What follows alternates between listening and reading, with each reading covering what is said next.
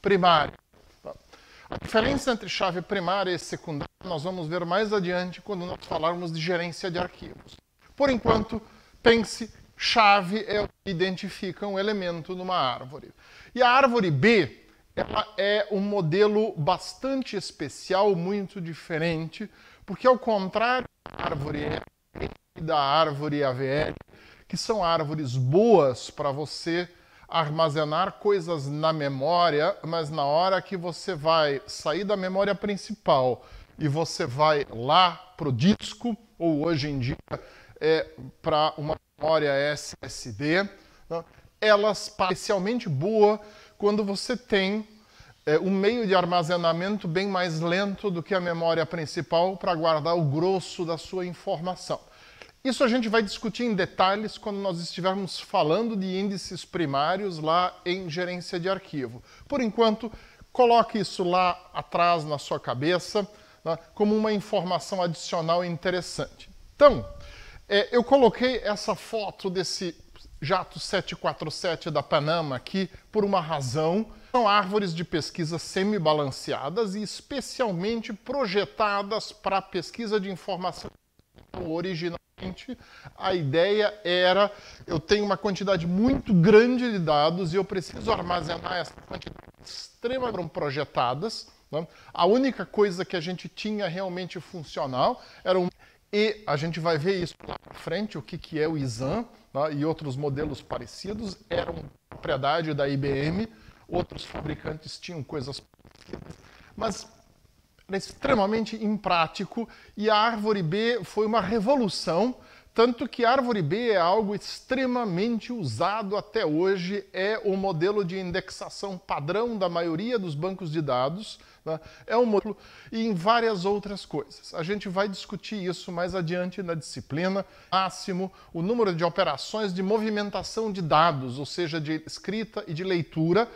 Tá? E com isso, as árvores B usam nodos relativamente grandes, sem ter que criar ou destruir nodos, apenas movimentando informação muito útil e que deixa o nosso processamento de informação mais rápido. Tá? A gente pode entender uma árvore B como uma generalização natural de uma árvore de pesquisa binária complexo. Você até agora só viu árvores binárias, e agora a gente vai pular para árvores mesmo elabore a baixo nível. Então, o que motivou o desenvolvimento das árvores B? Foi esse sujeito aqui, o Boeing 747. No final da década de 47, naquela época, provavelmente o artefato tecnológico mais complexo que a humanidade já tinha produzido. E a Boeing precisava, de alguma maneira, gerenciar componentes, gerenciar peças e etc. para fazer a manutenção do monstrengo. Tinha 6 milhões de componentes, 274 quilômetros de fuselagem, até componentes eletrônicos, passando por um monte de coisa. E todo local que fazia manutenção de um Boeing 747 tinha que ter acesso a essas listas de componentes, tinha que poder trabalhar com isso. Né? Então, como eu falei antes, naquela época, o modelo tradicional, né, de banco de dados era o modelo de indexação sequencial, né, usada pela IBM e por alguns outros, de pesquisa da Boeing a desenvolver um modelo de indexação novo que pudesse atender os requisitos, tá, de você gerenciar essa infinidade de peças e de... Um ano e pouco depois do lançamento do Boeing 747, esse sujeito aqui, o Rudolf Boeing, tá? Que a gente conhece por árvore Bayer, tá? Mas você também pode chamar de árvore Boeing, tá? E que vive até hoje em sistemas de bancos de dados. Tá? Então, aqui embaixo a gente tem a citação do artigo dele, um artigo publicado em 1972 apenas, mas a invenção é de 1970 já. A Boeing começou a internar. Então, aqui a gente tem um exemplo simples de uma árvore B com ordem T igual a 3. Observem lá que a gente chaves, a gente está usando 3 chaves no nó do raiz e está usando 2 ou 3 chaves nesses outros nodos aqui embaixo. Né? Então, o modelo geral é esse aqui. Você tem, cada nodo é uma lista em vetor. Viram? Nós temos uma estrutura de dados onde cada um dos nodos da árvore é organizada de uma maneira diferente. Você observa, as chaves estão aqui e o ponteiro a chave E tem um ponteiro da esquerda e tem um ponteiro à direita. A chave K tem um ponteiro à esquerda que é o mesmo que o ponteiro da direita da chave E. E aqui a gente tem espaços vazios. Então, vai ter N chaves e N ponteiros em cada um.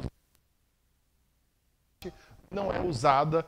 Inclusive, a gente vai discutir os nodos na árvore B. Tem uma coisa chamada área de overflow, que ela é usada, tá? Então, para armazenamento temporário, enquanto a gente reorganiza a árvore, nós vamos ver isso. Tá? Então, vamos entender um pouco o conceito da árvore B. Aqui um exemplo de uma árvore B de ordem. Você está vendo aqui? É quase que uma árvore binária, só a gente vê um nodo aqui, ele terminou com 2 chaves. Né? Esse último nodo aqui à direita, no segundo nível da árvore, está com 2 chaves. Tá? À medida que a gente aumenta a ordem, a gente já vai entender o que é ordem, tá? A árvore vai ficando mais achatada. Uma árvore de ordem 2, por exemplo, é essa aqui. A gente tem nodos aí com 3 chaves, nodos com 2, nodos com 1 chave. E aqui a gente tem um exemplo de uma árvore com ordem T3. Né? Você tem aqui nodos com 4 chaves, 3 chaves. Né? Os mesmos elementos. Tá? São sempre os mesmos elementos dentro dessa árvore e a gente vê aqui diferentes modelos de árvore dependendo da ordem que a gente usa. Aqui, uma árvore de ordem T igual a 6, novamente, com as mesmas chaves dentro dela. Essa árvore tem só 2 níveis de profundidade. Então, o tamanho do definido no algoritmo é um parâmetro do algoritmo e vai depender muito de que tipo de meio de armazenamento você utiliza. Isso a gente vai discutir mais lá na frente. Tá? Meios de armazenamento lentos, como um disco, por exemplo, que gira, onde é rápido eu ler um bloco grande de dados, mas é lento eu ficar procurando por esse dado, vale a pena a gente usar nodos grandes. Porque eu leio o nodo rápido e uma vez o nodo na memória pode ser pesquisado como uma lista em vetor na memória. A linguagem Prolog, por exemplo, organiza regras usando uma árvore B de ordem T3 na hora de organizar as suas regras dentro de um código, de um conjunto, de uma teoria, né? Um conjunto de regras. Tá? Então, tem várias aplicações possíveis. Tá? Então vamos ver a definição. Assim, o Rudolf Bayer, na hora que ele descreveu a árvore B, ele descreve ela em alto nível no artigo dele, e é possível você ter várias interpretações. Tá? Até um tempo atrás nós ensinávamos 2 de estrutura de dados de 1974 dele, um livro muito citado, muito usado aqui no Brasil, na UFSC. Você ia na biblioteca, tinha uns 30 exemplares desse livro. Tá? E existe uma outra interpretação que nós também ensinávamos, que é a do Alan Tarp, que estou citando aqui, num livro de gerência de arquivos. Bom, essa interpretação aqui é uma interpretação que é comum a vários autores e a maioria das pessoas usa. Os simuladores de árvore B que você vai encontrar por aí usam essa variante do algoritmo. Então, nós decidimos que a gente vai agora só ensinar esta. Tá? A diferença está em como é que você interpreta T, e isso de que existem outras interpretações, e se vocês usarem algum livro de estrutura de dados muito antigo, o Horowitz é um livro que foi muito usado, é comum você encontrar exemplares dele por aí. Tá? Tome um cuidado adicional antes de você pegar e repetir a interpretação do algoritmo da árvore B que tem lá. Tá? Então, Nesta interpretação aqui, que como eu disse é a mais comum, primeiro uma restrição. A ordem de uma árvore tem que ser maior ou igual a 1. Eu não posso criar uma árvore de ordem 0. Primeira coisa. Segundo, cada nodo ele vai ter uma estrutura. Tá? Essa estrutura é o quê? Primeiro, um indicador do número de chaves, depois um flag dizendo se é folha. Aí o primeiro ponto que estiver trabalhando com dados em disco, que é um espaço grande onde tem informação, tá? A chave até a chave PQ. Tá? PI é um ponteiro para o nodo filho I, certo? Então eu vou ter sempre um filho a mais do que o meu número de chaves, é igual a uma árvore binária, a gente tem a mesma coisa. Tá? E o número de chaves T, tá? Onde T a gente diz que é a ordem, não confunda com grau. Grau é uma coisa, ordem é outra. Ordem é um conceito aqui em árvore B, onde a gente tem a seguinte questão. Tá? Uma ordem T, tá? Vai ser o quê? T é menor ou igual a Q, e Q é menor ou igual a 2T mais 1. Então, porque eu tenho uma ordem que eu posso ter na minha árvore nodos que vão de valor mínimo de chaves para um nodo e um valor máximo.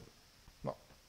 Se eu romper a barreira inferior, eu tenho um underflow. Se eu bater na barreira superior, eu tenho um overflow. A gente vai ver, isso são dois conceitos importantes na árvore ou igual a 2T mais 1. Não? Então eu posso ter uma raiz com uma chave só, mesmo numa árvore com T igual a 6, por exemplo. Não tem problema. Mas fora da raiz eu tenho que seguir esta regra, tá? De que o meu número de chaves, ele... Muito bem, e a gente vai ver que no algoritmo da árvore B nós temos várias medidas para você corrigir estas coisas no meio do processo, quando eu volto recursivamente de uma inserção ou quando eu volto recursivamente de uma deleção, eu vou analisando os nodos no retorno e se algum deles estiver ferindo essa condição, que é a condição de árvore B, tá? Eu vou corrigir aquilo naquele momento e depois continuar. Muito bem, então a gente vai fazer agora o quê? Nós vamos ver os algoritmos e vamos ver também exemplos. Né? A gente vai olhando o algoritmo e vai ilustrando com exemplo, vendo o algoritmo e ilustrando com exemplo. Tá? Então vamos lá. Então, o algoritmo de inserção descrito aqui. Eu vou descer na árvore, sempre como eu faço, eu nunca insiro pelo meio do caminho, mesmo que tenha espaço no nodo. Essa questão é importante. Tá? A árvore B tem uma propriedade importante. Todo caminho até uma folha dentro da árvore B tem o mesmo comprimento, ou seja, todas as folhas estão no mesmo nível. Isso é uma coisa que nós não tínhamos nem na árvore AVL e nem na árvore RB. Tá? As duas podiam ter folhas em níveis mais altos. As imagens que eu mostrei antes de árvores com diferentes valores para T, todas elas tinham lá embaixo todas as folhas no mesmo nível. Então, isso é a primeira característica que é bem importante, né? E que vai nos permitir, inclusive, elaborar os outros algoritmos depois que são interessantes, que a gente vai discutir lá na parte de... Ao eu retornar da inserção, o que eu faço? Primeira coisa que eu vou fazer é olhar se o nodo tem overflow. Tá? Ou seja, depois que eu inserir, eu vou ver se o nodo encheu. Então, o nodo pode ter no máximo 2T mais uma chave. Eu vou fazer o quê? Eu vou dividir o nodo ao meio. Eu vou colocar a chave do meio no nodo pai. O nodo pai sempre vai ter espaço, né? Porque se ele tivesse cheio, ele estaria em overflow e eu teria que tê-lo explodido. Em B, né? Ela sempre vai ter pelo menos um espaço livre em cada nodo. Né? Esse espaço livre ele só enche na folha na hora em que eu estou inserindo uma nova informação. E naquele momento, se encheu, eu já vou explodir o nodo. Tá? Então, na inserção, a minha forma de resolver o balanceamento, ou seja, de rebalancear durante a inserção. Então, se o nodo estiver cheio, eu vou dividir o nodo ao meio e eu vou colocar a chave do meio para cima. E aí eu volto um nível recursivo. Né?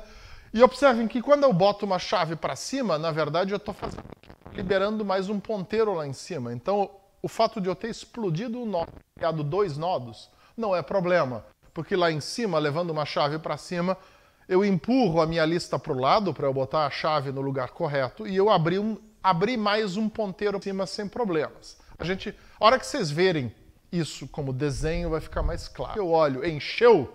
Se encheu, eu explodo. Pego o elemento do meio e a direita do elemento do meio nesse novo nodo e boto a outra metade folha e botar a verificação, o nodo está com o... E termino aqui e vou voltar mais um nível da recursão. E agora, então, é a mesma coisa de antes escrita como algoritmo. Tá? O que eu preciso aqui? Tá? Eu vou levar o nodo de cima, tá? Eu preciso saber. Eu tenho uma variável auxiliar aqui que é o filho. Tá? E aí eu vou fazer o quê? Eu vou percorrer isso aqui, é muito simples. Tá? Se eu estou numa folha, passo. O algoritmo me garante isso. Eu só insiro naquele nodo aonde eu estou. Se não, eu continuo a descer. Tá? O que vai descer? Como é que eu faço isso? Eu uso aquele algoritmo da lista com vetor, tá? Que é ali o algoritmo da inserção em ordem. Procurava até encontrar algo que é maior do que aquilo que eu tenho e eu sabia que eu tenho que inserir antes. Só que agora eu não vou inserir no meio, eu não vou empurrar a lista para o lado, eu simplesmente tenho o ponteiro que está ali no meio, entre os dois elementos, o que é menor e o que é maior, e eu vou descer por aquele ponteiro. Tá?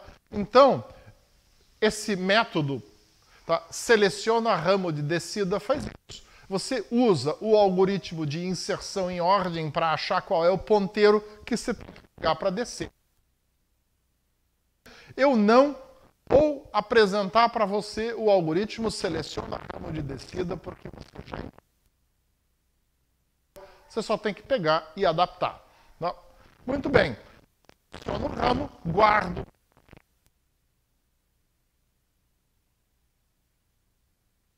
Muito grande, sei lá, grau 11, tá? Ordem 11, perdão, tem uma ordem muito grande, ordem 11, tá? Eu posso ter, sei lá, até 22, 23 filhos aqui, tá? Eu vou pegar e vou achar um lugar para descer, tá? Eu determino qual é o filho e vou achar um lugar para descer. Tá? E vou fazendo isso. Muito bem. A hora que eu volto da inserção, eu vou cair aonde eu estou voltando, tá? Está cheio. Se ele estiver cheio, então eu vou fazer o quê? O nodo que está cheio, ele tem um número ímpar de chaves, então eu só preciso pegar o quê? A primeira metade par e deixar lá. O próximo elemento é o do meio e esse vai subir. Tá? E o resto da árvore não tem problema, porque o que está pendurado embaixo dele está pendurado embaixo dele. Eu só vou separar aquela parte e levar junto. Não é um problema para você. Tá? Esse algoritmo também é simples e eu não vou passar. Muito bem, então vamos olhar na prática. Tá? Então aqui a gente que é o lugar para eu guardar quando ela encher o nodo. Tá? O 50... o nodo se comporta, então isso aqui é o nodo raiz da árvore, o nodo se comporta como uma lista em vetor e o 80 vai para a direita, não tem nada pendurado ali embaixo, é só isso. Se eu inserir o 95, eu gero uma inserção no fim. Tá? Então observem, isso aqui é T2. Tá? O número máximo vai ser 5 elementos e se tiver 5 elementos ele está em overflow. Tá? Então nessa representação a gente não está vendo a área de overflow. Naquele simulador que vocês têm para usar agora e a próxima videoaula vai mostrar o simulador com vários modelos de árvore, tá? A gente vê a área de overflow no nodo. Então, eu inseri agora o 90, o 95 vai para a direita, tá? E a gente está com o máximo de elementos regulares dentro desse nodo. Se eu inserir mais um agora, tá? O 60, a gente vai ter o quê? Essa situação que está em laranja aqui em cima. Tá? O 60 cabe. ele vai fazer o quê? Com que o 90 e o 95 vão para a direita e ele vai parar. Não, perdão, ele vai lá na frente, na verdade. É o 80 que fica no meio. Tá? Com isso, a gente encheu a área de overflow. Então, eu descubro que o nodo está cheio e eu vou, então, explodi-lo e levar o nodo, que é a raiz, e a raiz passa a ter um elemento. Tá? Então, numa situação, nodo com apenas um elemento estaria em underflow. E o problema em eu ter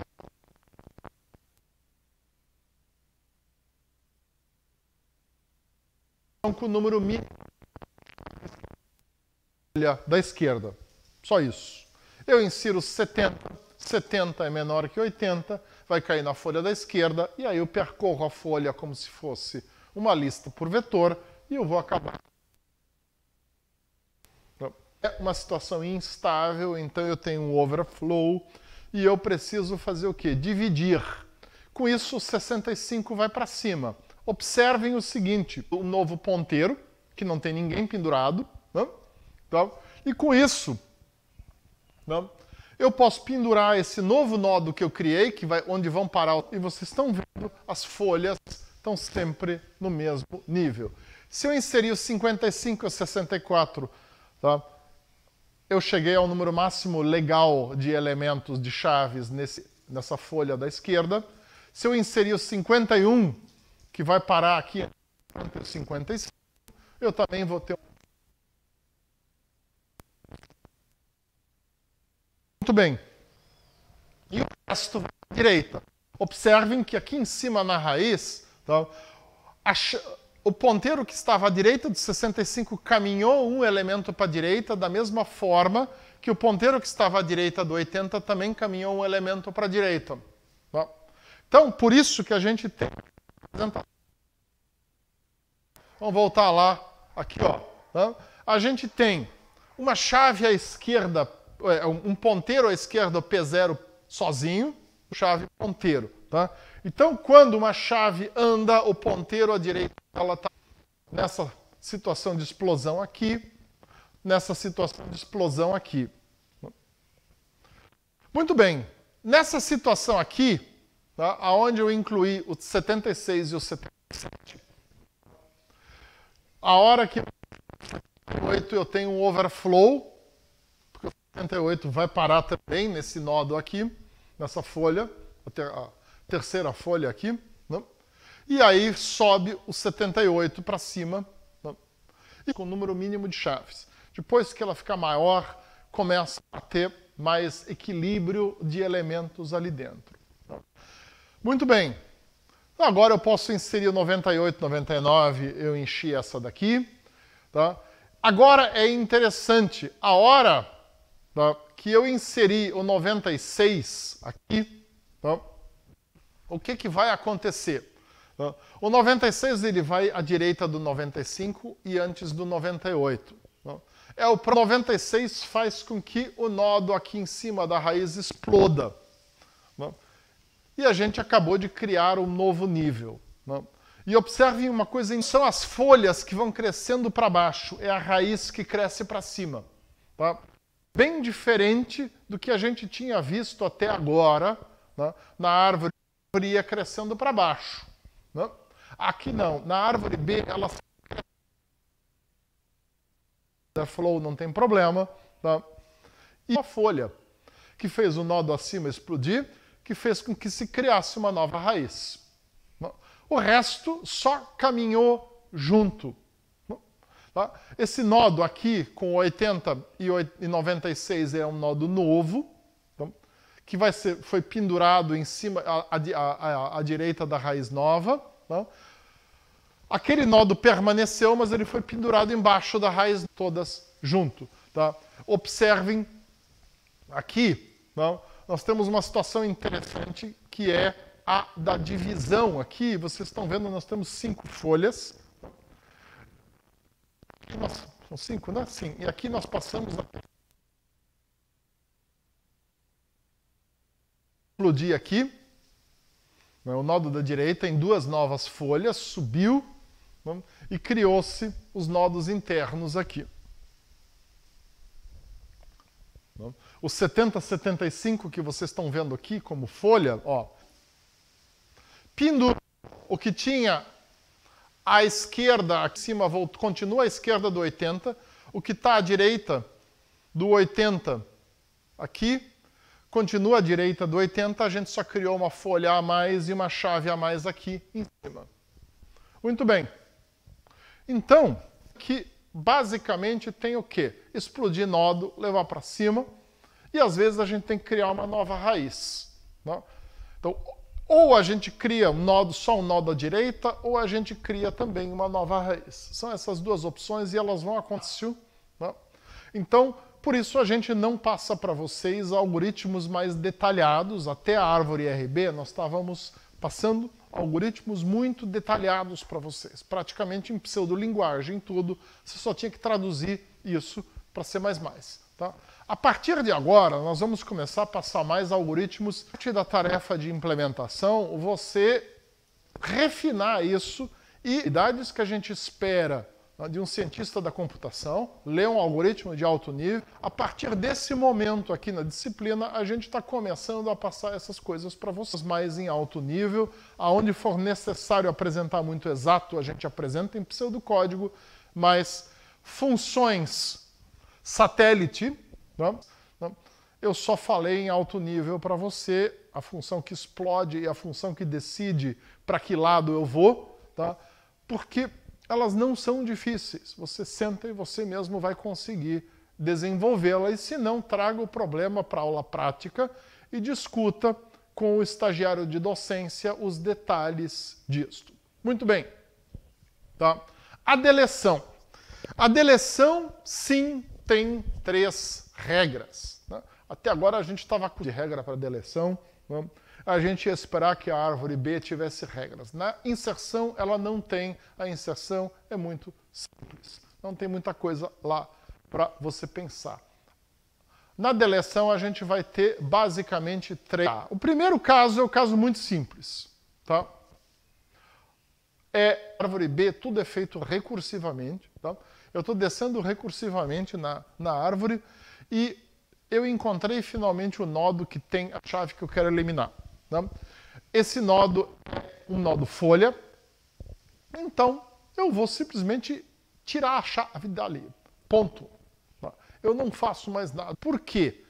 A gente vai ver daqui a pouco que na volta da recursão a gente está sempre fazendo a crítica. Tá? Então, se essa eliminação agora do elemento, pá, a regra 1 é muito fácil. Tá? Muito bem. A regra 2. A regra 2 é mais complexa e ela tem 3 situações mutuamente excludentes. Tá? Então vamos lá.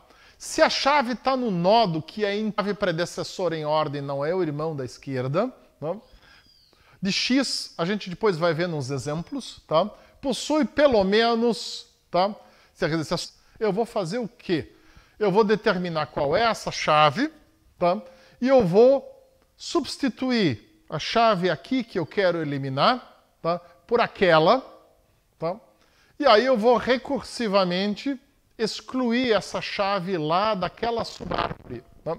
Isso significa o quê? Eu estou aqui eliminando algo, tá? E esse nodo, eu vou pegar a subárvore que é a irmã da esquerda, tá? E eu vou lá olhar se aquela tem nodo, tem chave para eu tirar. Se tiver, eu copio aquela chave para cá, e aí eu vou lá para a subárvore da esquerda. Acabou aqui o caso 2. Se isso não era possível, a minha sucessora em ordem, quer dizer, a minha irmã da direita, tá? Ela possui pelo menos T mais uma chaves. Ou seja, se dá para tirar de lá. Se der, tá? E vou mudar de subárvore e continuar a minha deleção lá.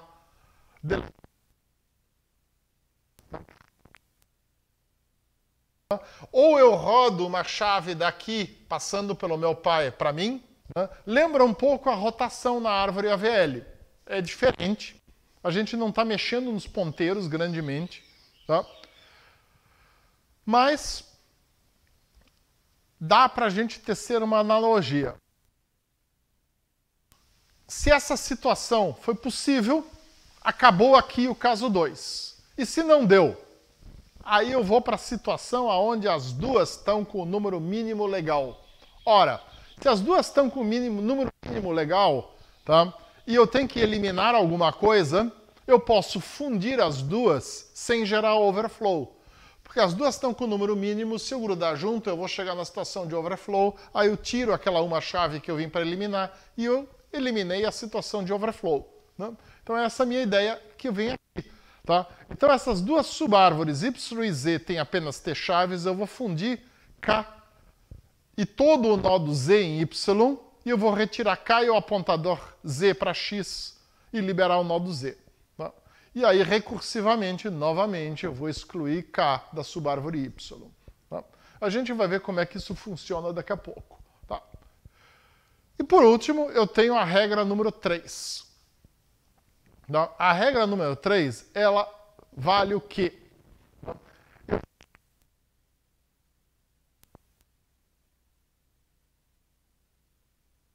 Uma coisa, e onde eu estou voltando e arrumando a árvore.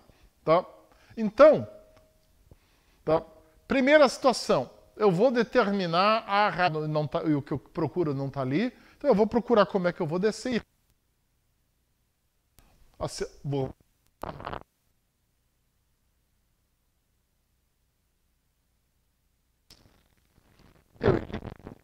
e aí eu volto da recursão. Ao voltar da recursão, eu vou estar na segunda parte do algoritmo aqui, tá?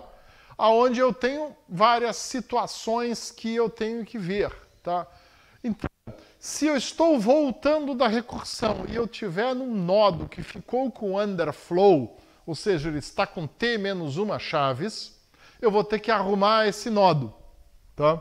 Uma possibilidade é chave para me dar, eu rodo a chave e o filho da chave, importante nesse caso, tá? E se não tem nada que eu possa fazer, tá? Eu estou com underflow e os meus dois irmãos têm o número mínimo de elementos. Aqui, tá? Eu vou pegar e fundir isso com um dos vizinhos, normalmente a gente pega o da esquerda, tá? E com a chave ali, né? Eu tenho a chave do meu irmão, as minhas chaves e mais essa chave adicional, e aí eu consegui fazer isso. A gente vai olhar agora, tá? Primeiro o algoritmo e daqui a pouco exemplos e vocês vão entender isso melhor. Tá? Então, primeira situação, tá? Se todos os três casos, tá? Então, se contém a chave, ou seja, eu achei, eu vou ter o caso 1 ou o caso 2. Se for folha, então é o caso 1. Deleção do interno. Tá? O algoritmo de deleção do interno, vou dar em detalhes. E tem três casos para implementar, sem precisar agora de olhar em detalhes o algoritmo. Tá? Muito bem. Se não for nem o caso 1 nem o caso 2, então eu vou descer recursivamente depois de determinar qual é o ramo de descida. Observe aqui de novo a mesma função de determinação. Determinação do ramo da descida você vai precisar para fazer pesquisa, para fazer inserção e para fazer deleção. Então, aí você já tem utilidade para a sua rotina de inserção na lista com vetor. Tá? Muito bem.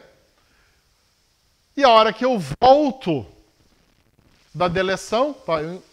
eu então vou fazer o ajuste. Esse é o ajuste do caso 3, tá? Aonde eu vou olhar. A deleção me deixou com underflow em algum lugar. Se a deleção me deixou com underflow, isso vai acontecer principalmente no caso de folha, tá? Eu arrumo a minha árvore ou rotacionando chaves ou fundindo nodos. Então vamos dar uma olhada nisso acontecendo. Tá? Eu tenho 5 chaves aqui, tá? 62, 79, 91, 93 e 97.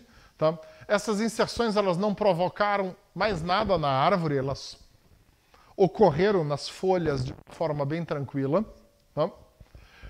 Eu escolhi justamente esses valores para não mudar o formato da árvore, mas para a gente ter mais em cima disso. Tá? Então eu vou deletar o 90. Tá? Observe o 90.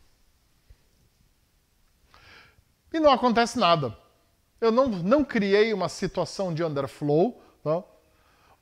Tem pelo menos 2 chaves no nodo, eu tenho isso, então não aconteceu mais nada. É o caso 1, da forma mais simples. Agora eu vou deletar o 76. Tá? A hora que eu deleto o 76 aqui na raiz, tá? O que vai acontecer? O sucessor in ordem, 77, vai subir da folha para ocupar o seu lugar na raiz, sem causar nenhum tipo de underflow na folha. Tá? Então assim, olha o filho da direita, tá? O elemento aqui maior que 76. Tá? O primeiro elemento maior que o 76 é o quê? O elemento mais à esquerda que eu tenho aqui nas folhas, do lado direito dessa árvore. Tá?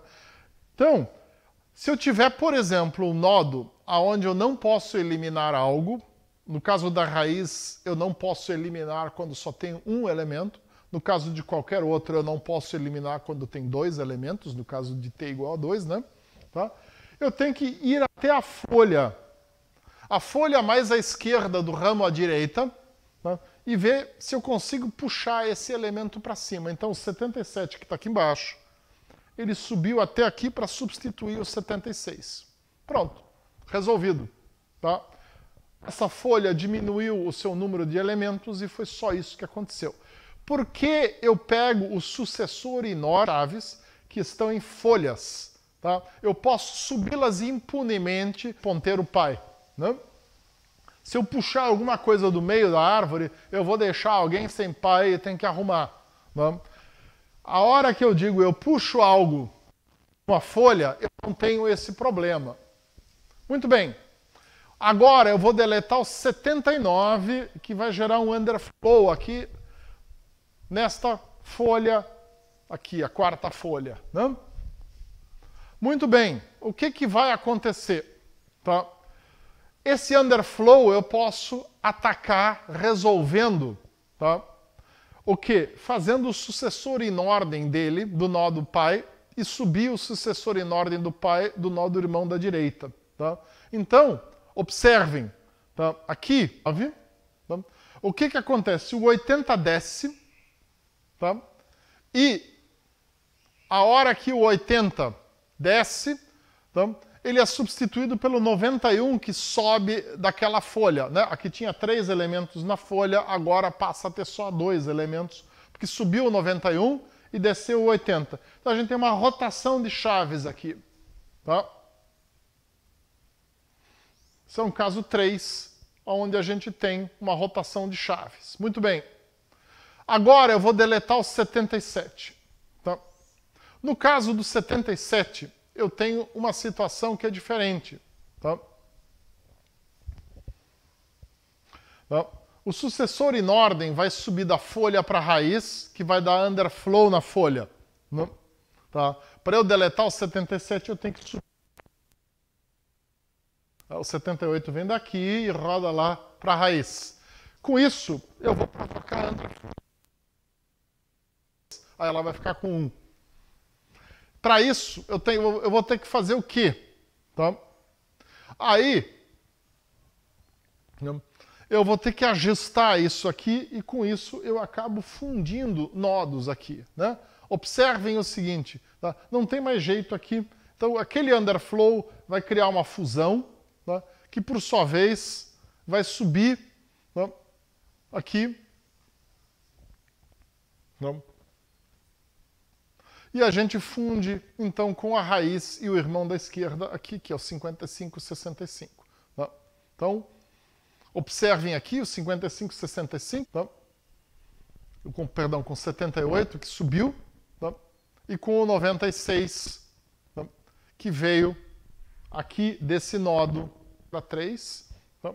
Funciona relativamente simples, parece muito complexo, mas de fato não é. Tá? Você vai primeiro aqui, tá?